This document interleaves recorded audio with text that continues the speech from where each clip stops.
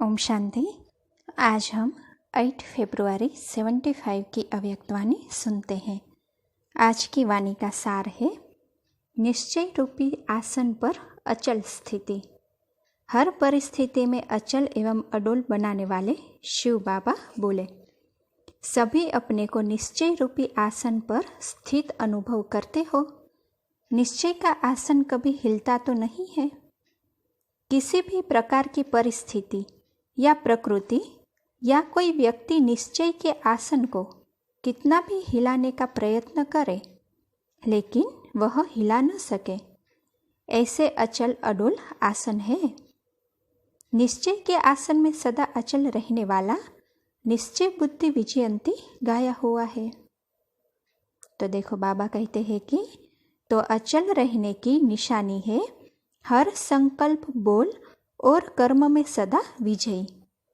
ऐसे विजयी रत्न स्वयं को अनुभव करते हो। किसी भी बात में हिलने वाले तो नहीं हो। जो समझते हैं कभी कोई बात में हलचल मच सकती है या कोई प्रकार का संकल्प भी उत्पन्न हो सकता है, ऐसे पुरुषार्थी हाथ उठाओ।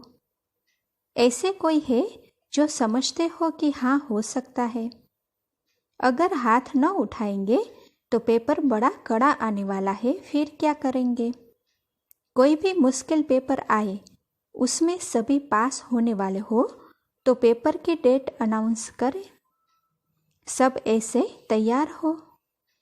फिर उस समय तो नहीं कहेंगे कि यह बात तो समझी नहीं थी और सोची नहीं थी, यह तो नई बात आ गई है। तो देखो, बाबा क्या कहते हैं कि निश्चय की परीक्षा है कि जिन बातों को संभव समझते हो वह असंभव के रूप में पेपर बन के आएगी, फिर भी अचल रहोगे। निश्चय बुद्धि बनने की मुख्य 4 बातें हैं। चारों में परसेंटेज फुल चाहिए। वह 4 बातें जानते भी हो और उन पर चलते भी हो। तो अभी बाबा उसके बारे में बताते हैं।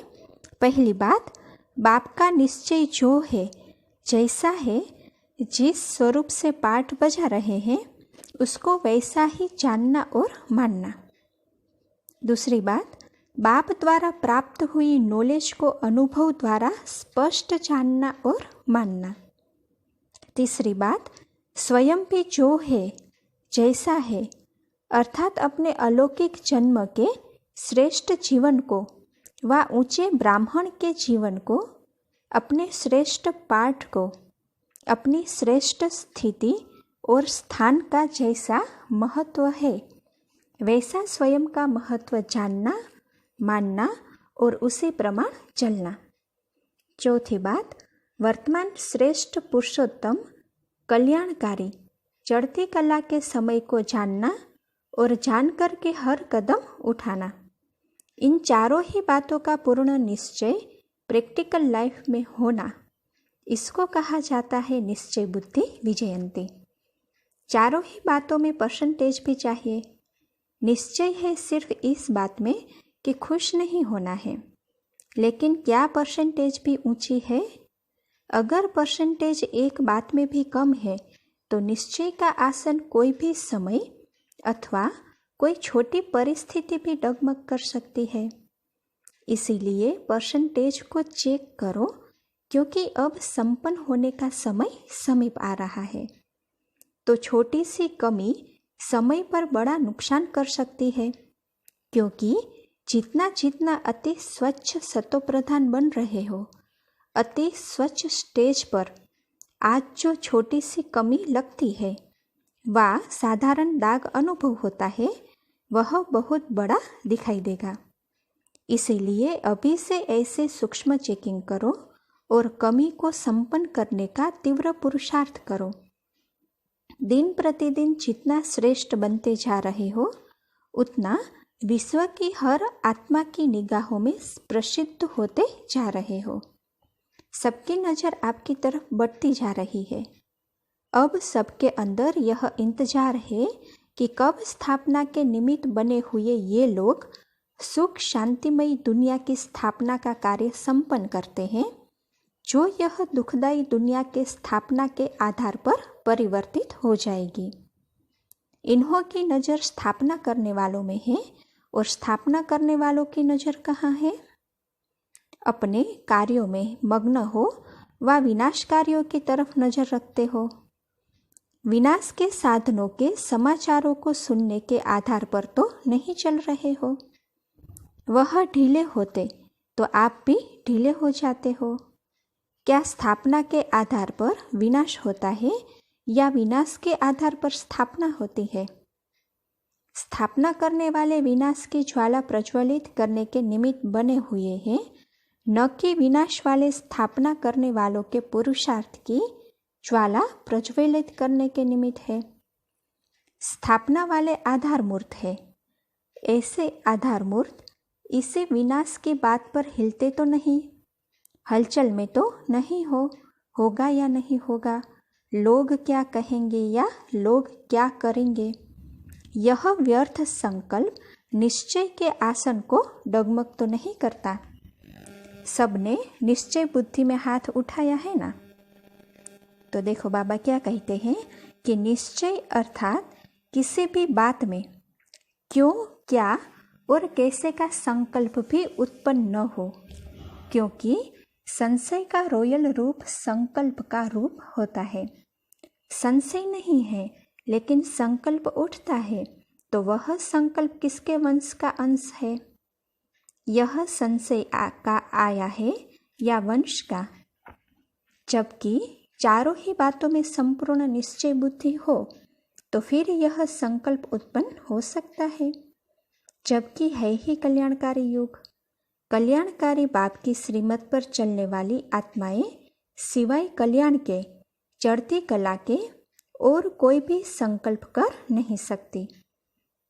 उनका हर संकल्प हर कार्य के प्रति समय, वर्तमान का भविष्य के प्रति समर्थ संकल्प होगा, व्यर्थ नहीं होगा। घबराते तो नहीं हो, सामना करना पड़ेगा। पेपर का सामना अर्थात आगे बढ़ना, अर्थात संपूर्णता के अति समीप होना।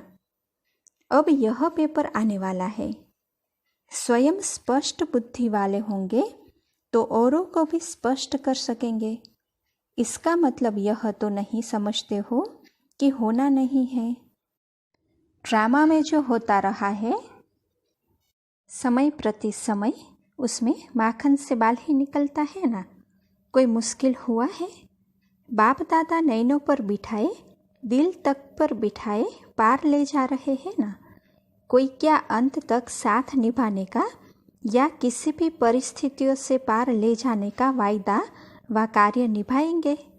नहीं, साथ ले ही जाना है ना। सर्वशक्तिमान साथी होते हुए भी यह संकल्प उत्पन्न होना, उसको क्या कहेंगे?